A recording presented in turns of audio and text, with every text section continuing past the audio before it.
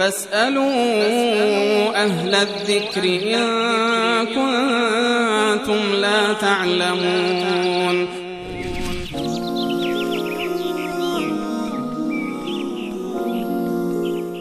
عزیزی سوالی پرسیدن که آیا مسواک صنعتی روزه را باطل می کند یا نه؟ مسواک به هر صورت درباره حتی مسواکی که از چوب باشد در میان برخی از فقها اختلاف نظر و دیدگاهی وجود دارد. برخی از فقها در حالت روزه اینو مشروط کردند و گفتند که مناسب نیست که انسان روزه‌دار بعد از زوال در واقع این مسواک رو استفاده بکنند.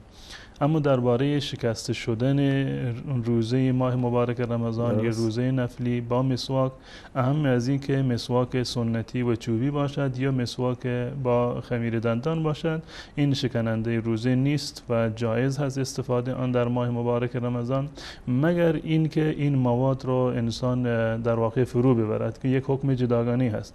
در غیر فرو بردن مواد خمیر دندان روزه باطل نمی شود و هیچ گونه نقص و ایرادی هم در روزه پدید نمی آید و استفاده از مسواک، اهم از مسواک سنتی یا مسواک صنعتی اون گونه که این بیننده من تعبیر کردن، هیچ گونه اشکال شرعی در ماه مبارک رمضان ندارد.